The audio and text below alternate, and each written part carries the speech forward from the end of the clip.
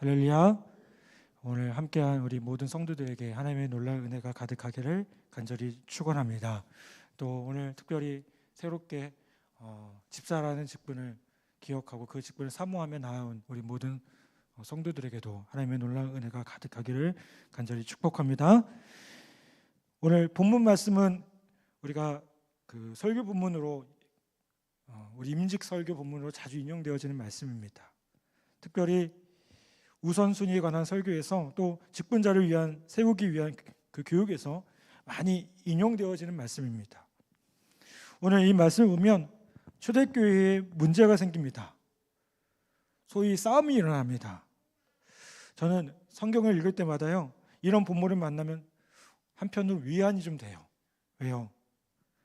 초대교회도 문제가 있구나. 우리가 그렇게 완벽하게 보는 그 초대교회도 문제가 있구나라는 생각이 오히려 위안이 됩니다. 여러분, 교회는 천사들이 모여서 예배하는 곳이 교회가 아닙니다. 교회라는 곳은요, 어떤 곳이에요? 죄인들이 모인 곳이에요. 죄인들이 모이기 때문에 문제가 없을 수가 없죠. 그렇죠? 우리 다 하나님 앞에 부족한 사람들이고요, 우리 다 연약한 자들입니다. 저 역시 제가 목사록에서 완벽할까요? 우리 지난주에 우리 안보과정에 있는 분들하고 이렇게 말씀을 나누다가 이렇게 본의 아니게 그 말씀을 나눈 주제가 회개에 관한 그런 주제였어요. 저도 여러 가지 이렇게 얘기가 나오더라고요. 참 부족한 제 모습을 발견하게 됩니다. 여러분, 교회 안에 이런저런 문제가 있을 수가 있습니다. 오히려 문제 없는 교회, 조용한 교회는 어떤 교회입니까? 오히려 죽은 교회예요. 그렇지 않아요? 죽은 사람은 말이 없잖아요. 근데 살아있는 사람은 어때요? 말을 해요. 교회 안에서 이런저런 말 나오잖아요.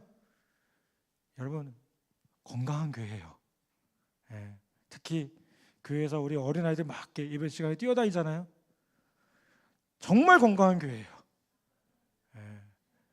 요즘 그 출산율이 저하돼가지고 힘든데 우리 교회는 얼마나 어린아이들이 많은지 몰라요. 그것도 부족했는지 올해 또 계속 태어나고 있어요. 아직도 줄줄입니다. 지금 계속. 얼마나 좋은지 몰라요. 참고로 저도 작년에 막내가 태어났습니다. 아직 늦지 않으셨어요. 아직 두 분, 셋까지는 가능합니다. 그렇죠? 아유, 아멘도 안 하시네. 여러분, 우리가 신앙생활 하다 보면 여러 가지 문제가 생길 수 있습니다. 교회 안에 갈등과 어려움이 있을 수 있어요. 저는 목회할 때마다 이런 어려움을 만날 때마다 제가 참 부족하구나 하는 생각을 많이 했어요. 그런데 한편으로 생각해 보니까요, 이게 건강한 교회더라고요. 왜요? 이런저런 얘기가 나오는 게 한편으로 다행인 거죠. 여러분, 문제는 뭡니까? 그 문제들을 그냥 덮어두지 말고요, 우리가 기도함으로, 말씀으로 지혜롭게 헤쳐나갈 때 교회가 더욱더 성장하게 되고요, 하나님 원하시는 그 모습으로 세워지는 것을 보게 됩니다. 자, 오늘 이 말씀에 보면 초대교회에 문제가 생깁니다. 어떤 문제가 생겼습니까? 구제하는 것 때문에 문제가 생겨요. 좋은 일을 하려고 하는데 싸움이 일어납니다. 왜 이런 일이 생겼습니까? 마음이 합쳐지지 못했기 때문에 그래요. 1절에 보면 헬라파 유대인들은 이스라엘 땅이 아닌 다른 곳에서 살다가 예루살렘으로 돌아온 교포였고요, 그들은 소수였습니다. 예루살렘에서 그들은요, 소수였어요.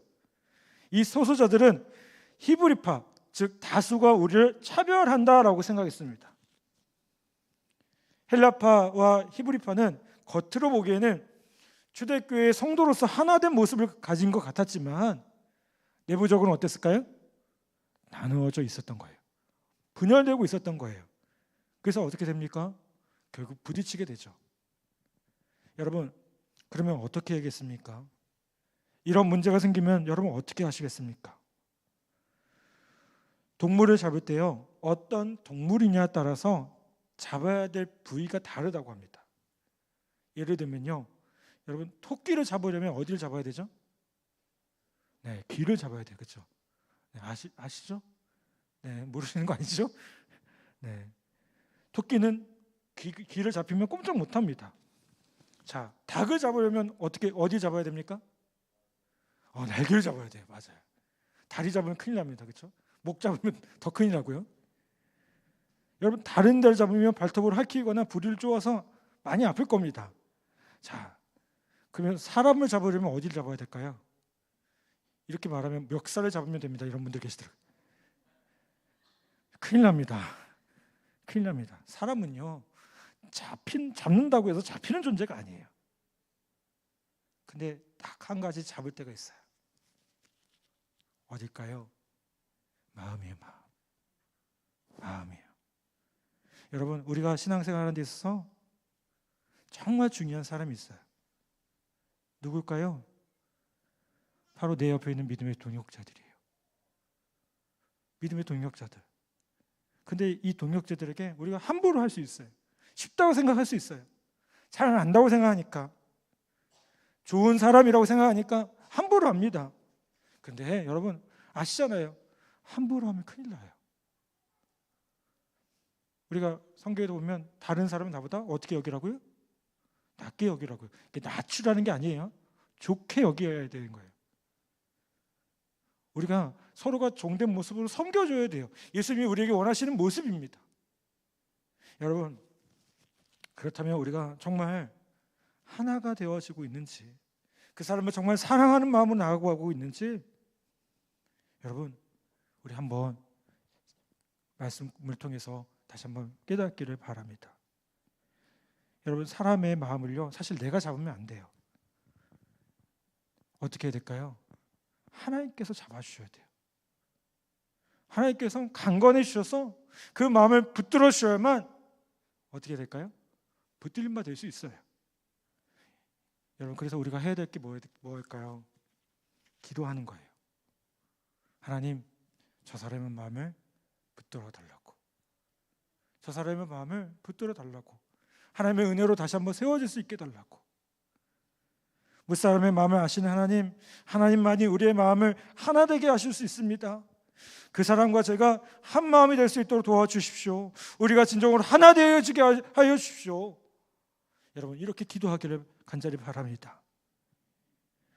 여러분, 잘 아시는 것처럼 톨스토이가 이런 말을 했대요. 세상에서 가장 중요한 때는 언제라고요? 지금 이 순간이라고요. 세상에서 가장 중요한 사람은 누굴까요? 지금 내 옆에 앉아있는 사람이라고요. 인생에서 가장 중요한 일은요?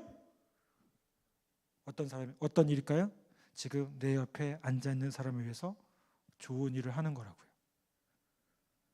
여러분, 정말 그렇습니다. 우리가 주의 일을 하기로 결심했다면 정말 그냥 말 그대로 주의 일만 하는 게 아니라 먼저 한 마음 한뜻 되어져서 그 귀한 사명들을 감당하는 것이 필요하리라 분명히 믿습니다. 여러분, 무엇보다 주 안에서 그 마음에 하나님께서 함께 하셔서 그 마음을 강건하여 주셔서 그 마음을 얻기 위해 함께 최선을 다하는 우리 모든 성도들 되기를 간절히 바랍니다. 그러면 이 교회는 이 문제 앞에서 어떻게 할까요? 사도들이 어떻게 합니까? 일꾼을 세웁니다. 누구를 세울까요? 구체적으로 말하면 집사를 세워요. 집사. 여러분, 집사는 교회의 직분이 아닙니다. 계급이 아니에요. 집사라는 말은요, 일을 잡고 있는 사람, 직분을 맡고 있는 사람을 뜻합니다. 영어로는 디콘이라고 하고요, 봉사하다, 섬기다, 구제하다, 일하다, 수종들다라고 그런 뜻을 가진 디아코네오라는 말에서 나왔어요. 즉, 집사는 뭐 하는 사람이에요? 섬기는 사람이에요. 사역자예요. 일꾼이고요, 청직이라는 뜻을 가지고 있습니다. 그러면 교회에서 왜 집사라는 직분을 줍니까? 부르기 좋으라고 줄까요? 교회의 계급으로 줍니까? 아니요. 집사는요, 일하기 위해서 드리는 거예요. 교회를 돕는 일을 하라고, 교회를 섬기는 일을 하라고, 그리스도의 몸을 세우는 그 일을 하라고 주는 겁니다. 그러면 어떤 사람들을 세워야 됩니까? 단순히 일 잘하는 사람을 세워야 될까요? 힘센 사람을 세워야 됩니까? 능력이 많은 사람을 세워야 됩니까? 아니에요. 3절에 보면 이렇게 말씀합니다. 오늘 말씀 3절 볼까요? 형제들아, 너희 가운데서 성령과 지혜가 충만하여 칭찬받는 사람 7을 택하라. 우리가 이 일을 그들에게 맡기고 라고 말씀합니다. 자, 사도들이 어떤 사람을 세웁니까? 성령과 지혜가 충만한 사람, 그런 사람을 일꾼으로 세워야 된다고 말합니다. 여러분 한번 생각해 보세요. 일 잘하는 거하고 성령과 지혜가 충만한 거하고 무슨 상관이 있어? 라고 생각이 들 수 있어요. 그런데 이게 상관이 있습니다. 관계가 있어요. 여러분, 사람은요, 힘이 있어야 일을 하잖아요. 아멘? 어떤 일을 할 때 힘을 가지고 일을 합니다. 그렇죠? 머리를 가지고 하든지 몸을 하든지 하여튼 힘을 가지고 합니다. 그 어떤 일이든 합당한 힘과 능력이 있어야 됩니다. 그런데 교회 일도 힘과 능력이 있어야 돼요. 그 힘과 능력이 뭘까요? 성령과 지혜라는 거예요. 여러분, 교회 일하면서 가장 많이 넘어질 때가 언제일까요? 내 힘과 내 능력으로 그 일들을 감당하다 넘어져요. 내가 해보니까 안 되네. 안 되죠. 당연히 안 됩니다. 여러분, 교회 일은요, 내 힘과 내 능력 가지고 하는 게 아닙니다. 내 지혜 가지고 한다고 생각하지 마십시오. 내가 가진 것 가지고 뭔가 한다고 생각하지 마십시오. 성령님께서 주시는 그 힘 가지고 해야 됩니다. 그 지혜 가지고 해야 됩니다. 여러분, 우리가 기도하지 않습니까? 기도가 뭐예요? 지혜의 원천인 저 주님으로부터 그 능력 끌어오는 거예요. 하나님, 내게 힘을 주십시오. 내게 능력 주십시오. 우리가 그렇게 기도하면 주님께서 어떻게 하셔요? 넘치도록 주셔요. 아멘? 여러분, 그렇기 때문에 우리가 먼저 해야 될 게 뭘까요? 기도하는 일이에요. 하나님, 내게 이런 능력을 주십시오. 내가 이 사역을 감당할 수 있는 힘을 주십시오. 지혜를 주십시오. 내가 하려고 하지 말고요, 내가 가진 달란트, 내가 가진 그 뭔가를 가지고 하려고 하지 마시고, 여러분, 주님 주신 그 힘과 능력으로 그 모든 일들을 감당하기를 간절히 부탁을 드립니다. 아멘? 그러면 하나님께서 여러분들 사용하시는데요, 정말 놀랍게 사용하세요. 한번 여러분 기대해 보세요. 하나님께서 여러분들 얼마나 멋있게 사용하실지, 얼마나 멋진 일들을 감당하실지. 여러분, 주님께서 맡겨주신 사명을 잘 감당하는 여러분 되기를 바랍니다. 그런데 그게 여러분의 힘과 능력이 아니라 늘 겸손함과 진실함으로 성령님께서 주시는 힘과 지혜로 이 모든 사명들을 감당하는 은혜가 있기를 간절히 바랍니다. 아마 초대교회 집사들도 이런 여러분들과 같은 마음으로 했을 거예요. 그리고 오늘 본문 말씀은 우리에게 놀라운 것을 들려줍니다. 7절 말씀 볼까요? 7절 말씀 우리 같이 한번 읽어보겠습니다. 시작. 하나님의 말씀이 점점 왕성하여 예루살렘에 있는 제자의 수가 더 심히 많아지고 허다한 제사장의 무리도 이 도에 복종하니라. 아멘. 자, 어떤 일이 일어납니까? 하나님의 교회가 왕성해졌어요. 점점 성장한 거예요. 큰 부흥이 임하게 됩니다. 여러분, 하나님께서 여러분에게 주신 그 사명을 위해 여러분 나아갈 때, 그리고 여러분의 힘과 여러분의 능력이 아니라 하나님 주신 그 성령의 힘으로, 지혜로 이 모든 일들을 감당하기로 나아갈 때 하나님께서 저와 여러분을 통해서 놀랍게 역사하시고 어려운 이 상황 가운데 더 크게 놀랍게 역사하시는 하나님의 은혜를 우리 모두가 누리게 되리라 분명히 믿습니다. 여러분, 하나님께서 여러분에게 주신 사명이 있습니다. 그 부르심이 있습니다. 여러분, 그것을 기억하며 충성을 다하고 더욱 겸손한 일꾼들 되기를 간절히 바랍니다. 그러면 집사는 어떤 사람이어야겠습니까?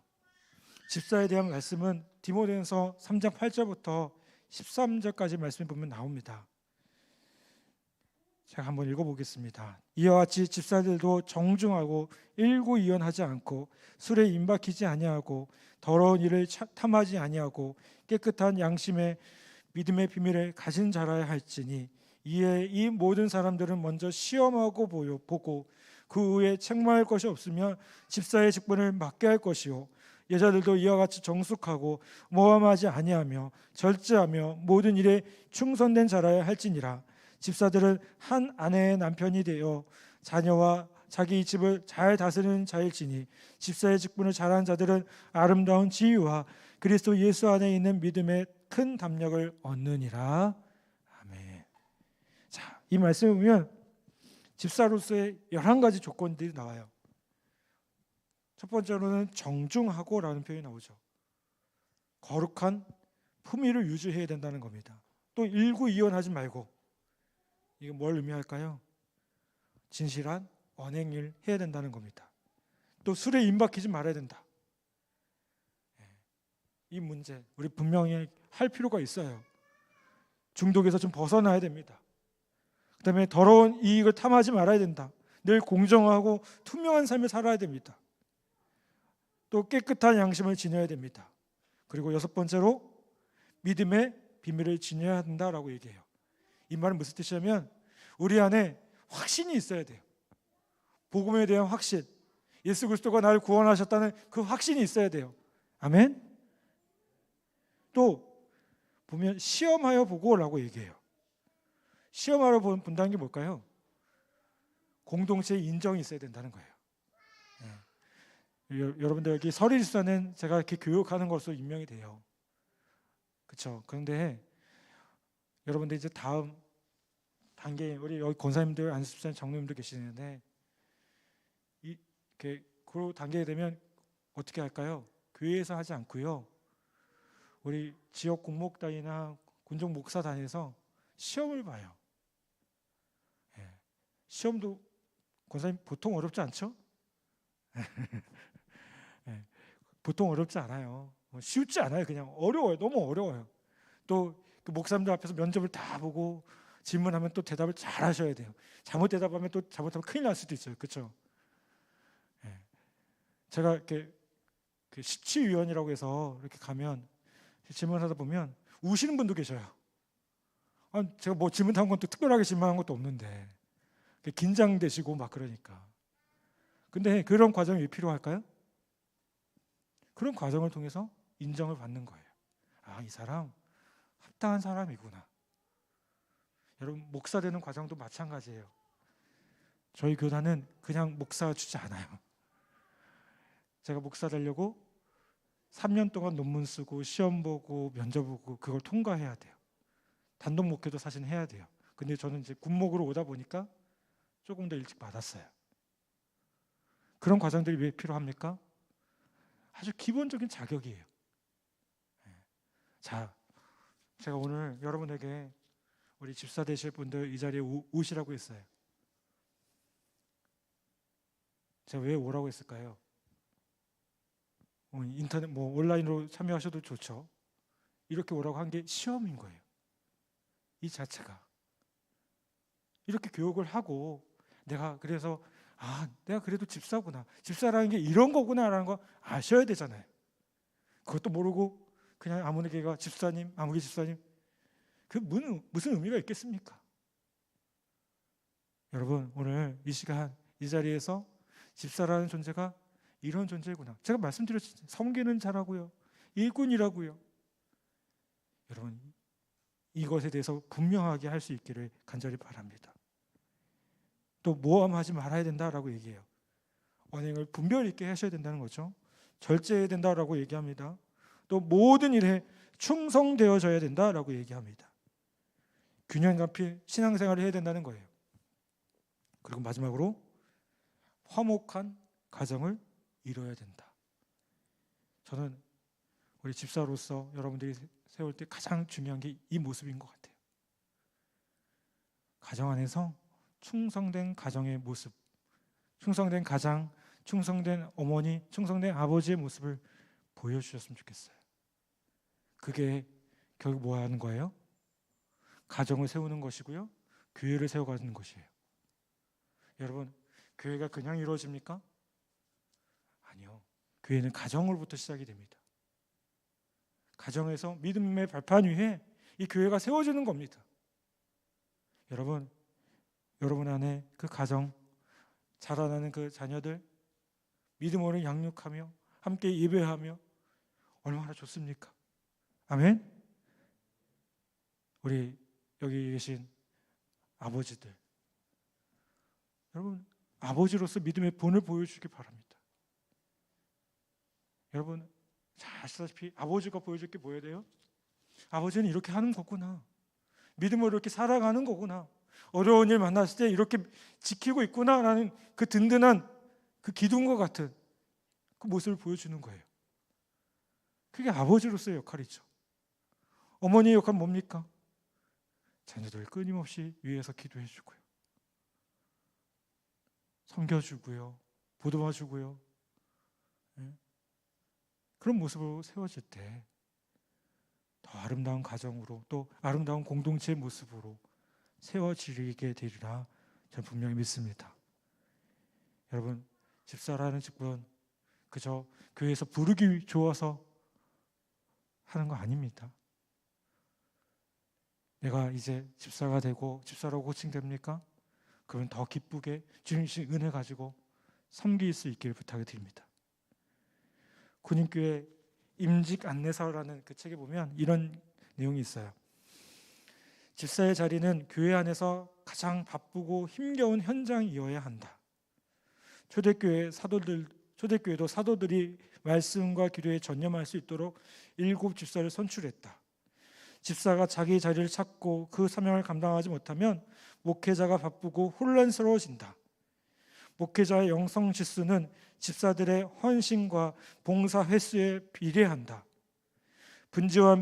목회자가 분주한 교회를 들여다보면 이름뿐인 집사들이 많을 것이다. 집사는 성도들의 빛나는 졸업장이 아니라 헌신자의 거친 손과 무릎이어야 한다. 하나님께서 주신 집사의 직분을 이름 없이 빛도 없이 묵묵히 감당하는 헌신자들이 진정한 군 선교의 주역이다. 여러분, 이 말 좀 이렇게 부정적으로 듣지 마시고요. 아니, 내 수준이 목사님의 수준, 아니 뭐 이렇게 생각하지 마시고요. 여러분, 기쁨으로 섬겨 주시기 부탁을 드립니다. 아멘. 여러분, 그럴 때 우리 교회가 더욱 든든히 서갈 겁니다. 그리고 여기뿐만 아니라 저는 군인교회를 섬기면서 느낀 게 뭐냐면 군인교회가 전체가 다 하나의 교회 같더라고요.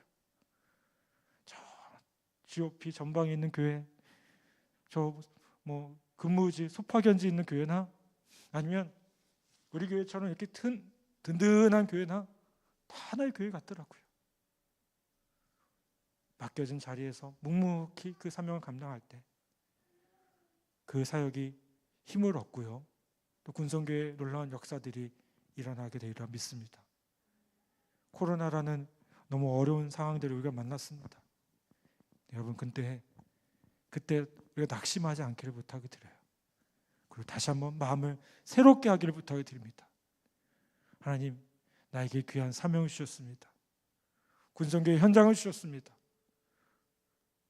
여러분, 그 사명감 가지고 기쁨으로 다시 한번 나아가는 우리 모든 성도들과 또 이 자리에 있는 모든 이들 되시기를 주님의 이름으로 간절히 부탁을 드립니다. 아멘.